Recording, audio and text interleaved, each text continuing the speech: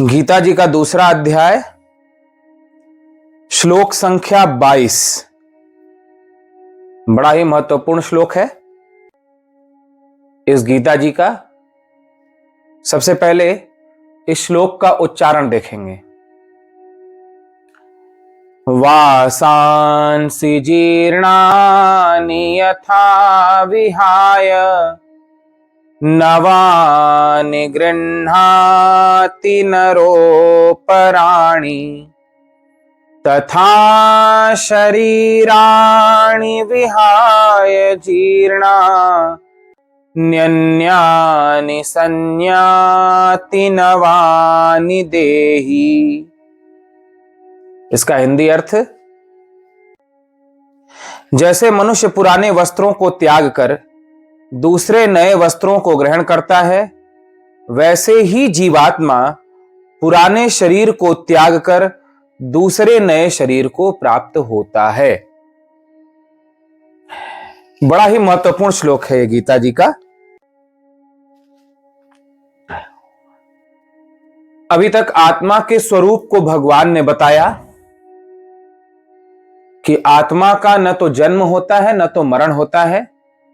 आत्मा पुरातन है, आत्मा से पहले कभी कुछ हुआ नहीं। आत्मा सनातन है, यानी सदा से है। ऐसा नहीं कह सकते कि वह इतने समय पहले हुआ था। शरीर के लिए ऐसा कहा जा सकता है कि शरीर इतने समय पहले हुआ था। संसार के लिए कहा जा सकता है कि संसार इतने समय पहले हुआ था। पृथ्वी की आयु भी बताई जाती है कि इतने हजार वर्ष, इतने करोड़ वर्ष पूर्व पृथ्वी थी। पृथ्वी का जन्म हुआ या पृथ्वी उत्पन्न हुई। इतने करोड़ वर्ष पूर्व सूर्य उत्पन्न हुआ। इतने करोड़ वर्ष पूर्व ये तारे, ग्रह, नक्षत्र उत्पन्न हुए। ये सारी बातें कही जा सकती हैं संसार के संदर्भ में, शरीर के संदर्भ में। लेकिन आत्मा के संदर्भ में नहीं कहा जा सकता कि आत्मा कितने समय पूर्व था, क्योंकि वह सदा से ही है। वह उत्पन्न कभी हुआ ही नहीं। यह भगवान ने आत्मा का स्वरूप बताया, साथ ही साथ शरीर से इसे अलग कर रहे हैं। भगवान अब साधना बताते हैं। ज्ञान योगी को क्या साधना करनी चाहिए? जो तत्व ज्ञान का अनुभव करना चाहते हैं या जो स्वयं को जानना चाहते हैं, जो अमृत को प्राप्त करना चाहते हैं, मृत्यु से पार होना चाहते हैं, जो ये स्थिति प्राप्त करना चाहते हैं कि शरीर मरे तो भी मेरा मरना न हो, शरीर को सुख दुख हो तो भी मुझे सुख दुख ना हो। शरीर उत्पन्न हुआ है, शरीर नष्ट हो, लेकिन शरीर के नष्ट होने से मैं नष्ट न हूं। मैं इस शरीर भाव से ऊपर उठ जाऊं, उस आत्मा को जान जाऊं जिसका न तो कभी जन्म है न तो कभी मरण है, जो परम आनंदमय स्वरूप और परम शांतिमय स्वरूप है। उसके स्वरूप को जानने के लिए भगवान अब साधना देते हैं और कहते हैं कि जिस प्रकार शरीर पर वस्त्र होते हैं जिन्हें समयानुसार बदल दिया जाता है, ठीक उसी प्रकार यह शरीर भी जीवात्मा पर एक वस्त्र के समान होता है। इस शरीर को भगवान ने एक कपड़े की तरह बताया। जैसे हम लोग वस्त्र पहनते हैं, जब यह वस्त्र फट जाता है, पुराना हो जाता है, तो फिर इस वस्त्र को बदलकर नया वस्त्र हम पहन लेते हैं।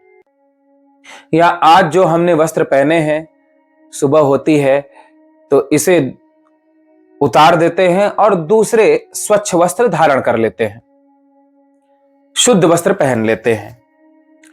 उसी प्रकार से यह शरीर बदलता रहता है।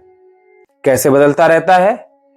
बचपन से जवानी में बदलता रहता है, जवानी से बुढ़ापे में बदलता रहता है, बुढ़ापे से मृत्यु में बदलता रहता है, मृत्यु से फिर अगले जन्म में बदलता रहता है। शरीर बदलता है बचपन से जवानी में, जवानी से बुढ़ापे में, बुढ़ापे से मृत्यु में, मृत्यु से अगले जन्म में दूसरा शरीर धारण करता है। लेकिन इस शरीर को धारण करने वाला जीवात्मा, वह जो बचपन में रहता है वही जवानी में रहता है, जो जवानी में रहता है वही बुढ़ापे में रहता है, जो बुढ़ापे में रहता है वही मृत्यु में रहता है, जो मृत्यु में रहता है वही अगले जन्म में रहता है। शरीर की अवस्थाओं के बदलने से जीवात्मा नहीं बदलता। जो जीवात्मा यानी आप बचपन में रहते हैं वही जवानी में रहते हैं। शरीर बदल गया बचपन से जवानी में। बाल्यावस्था में शरीर छोटा था, उस समय अंग प्रत्यंग कुछ और ढंग के थे, मन के विचार बुद्धि की सोच समझ बाल्यावस्था में कुछ और थी। जब शरीर बड़ा हुआ, जवानी अवस्था में प्रवेश किया, तो उस समय शरीर के अंग प्रत्यंग कुछ और ढंग के हो गए, मन के विचार कुछ और हो गए, बुद्धि की समझ कुछ और हो गई। जहां बचपन में खिलौनों से खेलना बड़ा अच्छा लगता था, खिलौनों के लिए रोने लगते थे, खिलौने मिल जाते थे तो ऐसा लगता था कि स्वर्ग मिल गया, इससे बड़ा आनंद अब जगत में कुछ है ही नहीं। और खिलौने छिन जाएं या टूट जाए तो बहुत पीड़ा होती थी। लेकिन जब बुद्धि की समझ बढ़ी जवानी अवस्था के आने पर, तो अब उन खिलौनों में प्रेम नहीं रह गया। जैसा आनंद खिलौनों से खेलने में बचपन में होता था, अब उन खिलौनों की तरफ देखने का भी मन नहीं करता, क्योंकि समझ विकसित हुई। लेकिन आप जो बचपन में थे वही जवानी में रहते हो, आप नहीं बदलते। बुद्धि की समझ, शरीर की अवस्था, अंग प्रत्यंग बदल जाते हैं, लेकिन आप जो बचपन में रहते हो वही जवानी में रहते हो। ऐसे ही जवानी अवस्था में हमारे अंग प्रत्यंग विचार समझ जो है वो वृद्धावस्था में प्रवेश करने के बाद वैसी नहीं रह जाती। जैसे जवानी में जो चीजें देखने में बड़ा आनंद आता है, जिन चीजों के लिए बड़ा उत्साह होता है, बहुत जोश होता है, वृद्धावस्था आने पर अब उन चीजों में रुचि समाप्त हो जाती है, उन चीजों को करने में उत्साहहीनता हो जाती है। क्यों? क्योंकि वृद्धावस्था में और समझ विकसित हो गई। तो जब कोई जवान कार्य करता है तो बूढ़े कहते भी अरे हमने सब देख लिया करके। यानी वो ये कहना चाहते हैं कि तुम्हारी जो अभी अवस्था है, तुम सोच रहे हो कि इसमें बड़ा मजा है, लेकिन हमने तो ये सब करके देख लिया और जान लिया कि इसमें कोई मजा नहीं है, इसमें कोई आनंद नहीं है, ये सिर्फ एक आवेश है भीतर का। तो वृद्ध जवान को देख करके हंसता है, जवान बालक को देख करके हंसता है, और जो संत होते हैं वे सारे जगत को देख करके हंसते हैं। जवान बच्चे को देखकर, उसके क्रियाकलाप को देख करके हंसता है कि देखो ये टॉफी के लिए रो रहा है या खिलौने के लिए रो रहा है। जवान को देख करके बूढ़े हंसते हैं, और जवान हो, बालक हो या वृद्ध हो, इन्हें देख करके संत हंसते हैं। क्योंकि जो संत की बुद्धि होती है वह बुद्धि विलक्षण होती है। वो शरीर भाव में होते ही नहीं, शरीर भाव से ऊपर उठ जाने के बाद संतों को संसारियों पर हंसी आती है। वे हंसते हैं कि देखो रो रहा है, कि मुझे बड़ा कष्ट है, लेकिन ये तो रोने वाला है ही नहीं। ये शरीर हो तब तो दुख से रोए, ये जब शरीर है ही नहीं, अपने को अज्ञान से शरीर मान बैठा है, बाल बुद्धि होने के कारण, नासमझ होने के कारण, इसलिए ये रो रहा है दुख आने पर। और सुख आने पर जब हंसता है, अभिमान करता है कोई, तो भी संत हंसते हैं कि देखो ये फिर अपने को शरीर माने हुए है और शरीर के सुख को सबसे बड़ा सुख समझ रहा है, इसलिए इसके पास थोड़ा धन क्या आ गया, ये बड़ा आनंद ले रहा है, बड़ा प्रसन्न हो रहा है। लेकिन शरीर नष्ट होगा एक दिन, उसके साथ साथ इसका सारा सुख भी नष्ट हो जाएगा। संत को हंसी आती है कि मेरे पास जो आनंद है उस आनंद की कोई सीमा नहीं है। जैसे समुद्र अथाह है, समुद्र की गहराई को नापना असंभव है, समुद्र में कितना जल है इसका पता लगाना असंभव है। समुद्र के भीतर जाने पर परम शांति है, ऊपर ऊपर से भले लहरें हैं, लेकिन समुद्र की गहराई में जाने पर परम शांति है, परम शांति है, परम शांति। ऐसे ही भीतर में आत्मा को जो जान लेता है उसे आनंद का, शांति का समुद्र प्राप्त हो जाता है। और उस समुद्र की गहराई में वो जैसे जैसे उतरता जाता है, वैसे वैसे परम आनंद, परम शांति का अनुभव करता जाता है। समुद्र के जल को कितने भी आप उपाय कर लो, कभी खाली नहीं किया जा सकता। अब उसमें से कितना भी जल प्रयोग कर लिया जाए, समुद्र में कोई कमी नहीं आ सकती। उसी प्रकार से जिसने भीतर के आनंद को प्राप्त कर लिया, उस आत्मज्ञानी संत के आनंद में कभी कोई कमी नहीं आती। उसका आनंद सदा एक जैसा रहता है, और जो आनंद उसके पास है वह ब्रह्मांड में किसी के पास नहीं होता। ऐसा श्रुतियों में वर्णन आता है कि मनुष्यों के पास जो आनंद है, उससे 100 गुना अधिक आनंद राजा के पास होता है। राजा से 100 गुना अधिक आनंद पितरों के पास होता है। पितरों से भी 100 गुना अधिक आनंद कर्म देवताओं के पास होता है। कर्म देवताओं से भी 100 गुना अधिक आनंद आजानज देवताओं के पास होता है। आजानज देवताओं से 100 गुना अधिक आनंद देवराज इंद्र के पास होता है। देवराज इंद्र के पास जितना आनंद है, उससे 100 गुना अधिक आनंद देवगुरु बृहस्पति के पास होता है। देवगुरु बृहस्पति के पास जो आनंद है, उससे भी 100 गुना अधिक आनंद ब्रह्मा के पास होता है। लेकिन आत्मज्ञानी के पास जो आनंद होता है, वह आनंद इन सभी से भी विशेष होता है, जिसकी कोई गणना नहीं की जा सकती। जिसने आत्मा को जान लिया, जिसने स्वयं को जान लिया, उस एक आत्मज्ञानी को जो आनंद प्राप्त होता है, जो शांति प्राप्त होती है, इन सभी के आनंद को, जिसका वर्णन किया गया, इंद्र के आनंद को, बृहस्पति के आनंद को, गंधर्वों के आनंद को, पितरों के आनंद को, समस्त राजाओं के आनंद को, पूरे ब्रह्मांड के आनंद को मिला दिया जाए तो भी संत के आनंद के एक अंश के भी बराबर नहीं हो सकता। आत्मज्ञानी संत के पास जो आनंद और शांति है, सारे ब्रह्मांड का आनंद और शांति मिल भी जाए तो भी एक अंश के भी बराबर नहीं हो सकते। उसी परम आनंद और परम शांति में स्वरूप को प्राप्त करने की बात गीता में भगवान कहते हैं कि संत को हंसी आती है संसारियों पर कि शरीर दुख का घर है। शरीर के साथ उसने अपनेपन का भाव कर लिया है, इसलिए शरीर का सुख दुख होता है तो उसे लगता है कि मैं सुखी हो गया, मैं दुखी हो गया। लेकिन जिस दिन उसे ब्रह्म का आनंद प्राप्त हो जाता है, आत्मा का आनंद प्राप्त हो जाता है, वह लोगों को देख करके हंसता है। इसे आप समझ ही गए होंगे कि क्यों हंसता है। कूप मंडूक की भी बात की जाती है, इस उदाहरण से भी आप लोगों को यह बात स्पष्ट हो सकेगी। बादलों के माध्यम से समुद्र का एक मेंढक एक कुएं में आ गया। कुएं में पहले से एक मेंढक था। दोनों कुएं में रहने लगे, समुद्र का मेंढक भी और जो कुएं में पहले था वो भी।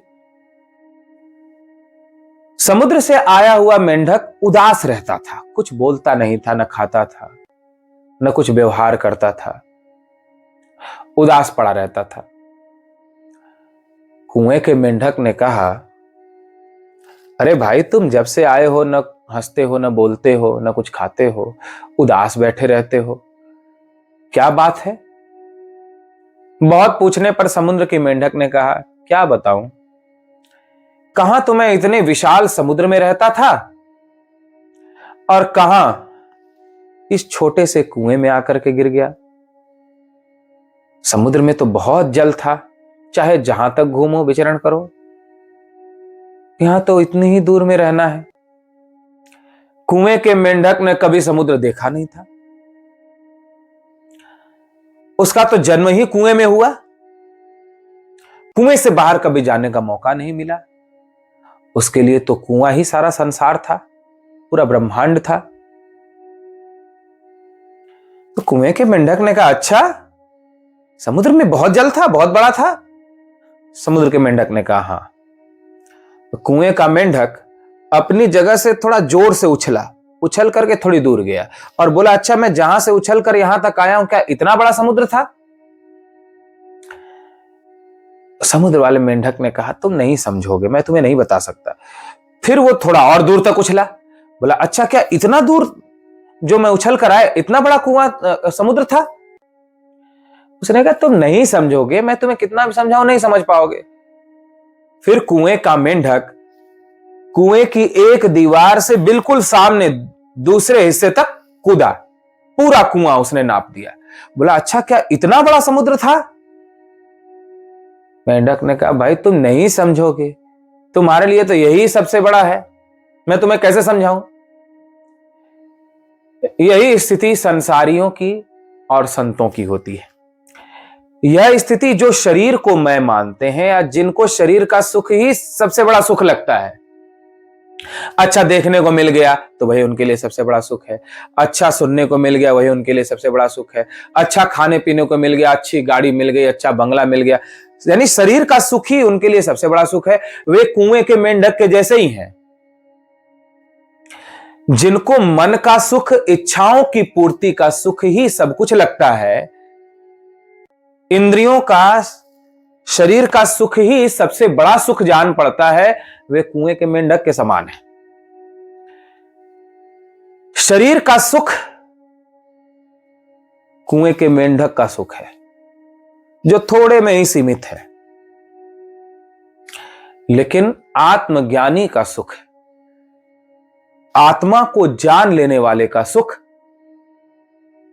समुद्र के समान है, जिसका वर्णन नहीं किया जा सकता। जैसे समुद्र का मेंढक कुएं के मेंढक को किसी भी तरह से नहीं समझा सकता था कि समुद्र कितना बड़ा होता है, क्योंकि कुएं के मेंढक ने कभी देखा ही नहीं उससे बाहर, उसके लिए तो वही सारा ब्रह्मांड है। उसी प्रकार जिसने आत्मा के आनंद का अनुभव कर लिया, जिसने स्वयं को जान लिया, स्वयं को प्राप्त कर लिया, वह संसारियों को बता ही नहीं सकता कि आत्मा को प्राप्त करने का आनंद कैसा है, आत्मा को जानने का आनंद कैसा है, आत्मा कैसा है, इसके विषय में वाणी से कहा ही नहीं जा सकता। वाणी वहां पर मौन हो जाती है, जैसे गूंगे को गुड़ खिला दिया जाए और पूछा जाए, बोलो कैसा लगा, तो वह कुछ बोल नहीं सकता। उसी प्रकार संसार के किसी भी भाषा में आज तक कोई ऐसा शब्द नहीं बना जो आत्मा को शब्दों में बांधकर उसके विषय में कुछ कह सके। आत्मा को जानने के बाद, प्राप्त करने के बाद जो आनंद होता है, उस आनंद का बखान कर सके कि ये आनंद ऐसा है। आज तक कोई संसार में ऐसा शब्द न हुआ, न हो सकेगा। लेकिन वही हमारा सहज स्वरूप है, ये बात गीता में भगवान कहते हैं कि तुम शरीर नहीं हो, तुम कुएं के मेंढक नहीं हो, तुम समुद्र के ही मेंढक हो, लेकिन तुम भूल गए हो और समुद्र के मेंढक की जगह अपने को कुएं का मेंढक मान बैठे हो समुद्र के मेंढक, लेकिन मान लिया है अपने को कुएं का मेंढक। यदि तुम याद कर लो समुद्र को और फिर वहां जाने का प्रयास करके समुद्र में पहुंच जाओ, तो तुम अपने घर वापस आ गए, ऐसा माना जाएगा। समुद्र से किसी तरह कुएं में आ गए, लेकिन कुएं से फिर यदि किसी तरह समुद्र में लौट जाओ तो तुम वापस आ गए, ऐसा माना जाएगा। उसी प्रकार शरीर को तुमने मैं मान लिया है कि मैं शरीर हूं, यह शरीर मेरा है, इसलिए तुम्हें संसार का सुख ही सबसे बड़ा लग रहा है, खाना पीना, विषय भोग करना। लेकिन जब समुद्र के मेंढक बनोगे, यानी अपने को जानोगे, तो अपने को जानते ही तुम्हारी शरीर में कोई रुचि नहीं रह जाएगी।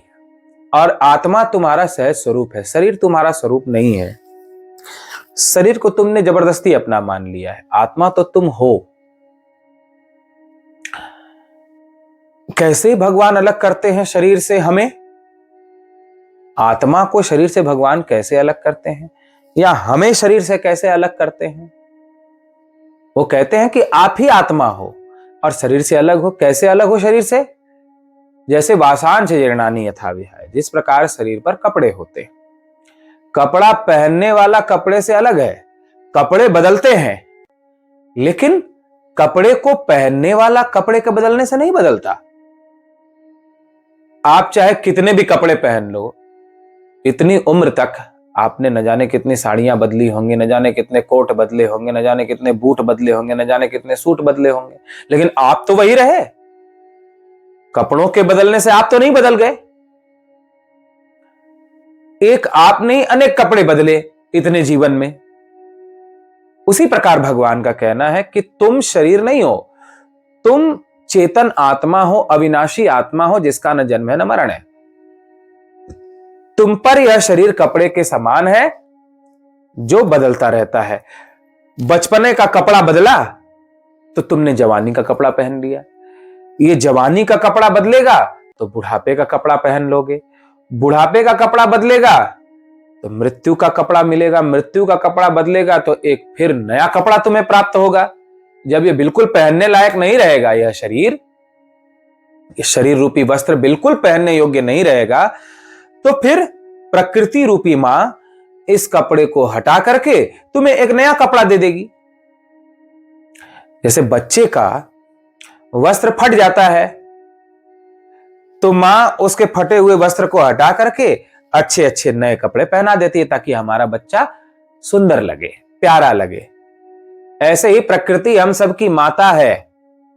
जब ये शरीर फट जाता है, जीर्ण शीर्ण हो जाता है, पहनने योग्य, धारण करने योग्य नहीं रहता जीवात्मा को, तो प्रकृति रूपी मां हमारे इस शरीर रूपी कपड़े को हटा करके हमें फिर से नए कपड़े प्रदान कर देती है। इसी को मरण कहते हैं। तथा दूसरा शरीर प्राप्त होने को पुनर्जन्म कहते हैं। और मृत्यु कुछ नहीं है और पुनर्जन्म कुछ नहीं है।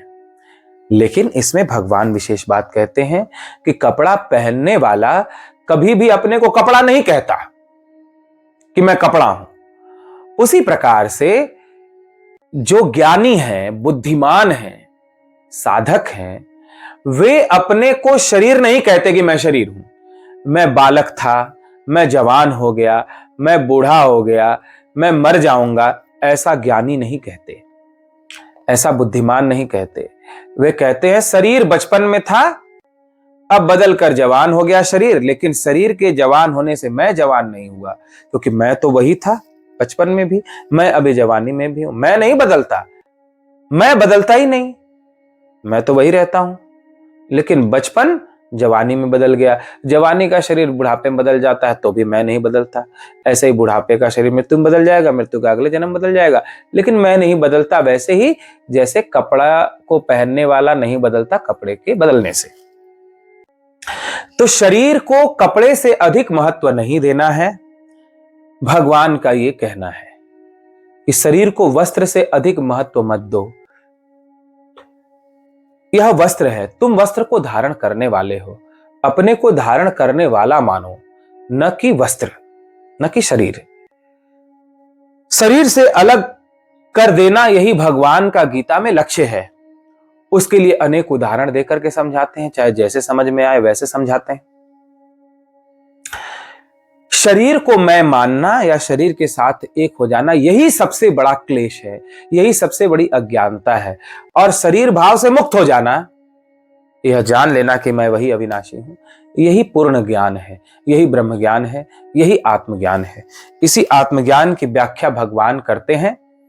और अब आगे के श्लोक में आपका स्वरूप क्या है? शरीर तो आप हो नहीं, शरीर मरेगा, जिएगा, लेकिन आप जो हो अविनाशी आत्मा, उसमें और क्या क्या विशेषताएं हैं, उसका कैसा और स्वरूप है, इसका विस्तार भगवान आगे के श्लोकों में करते हैं, जिस पे हम सभी कल चर्चा करेंगे। अब आज जिसको कुछ पूछना हो वो पूछ सकता है।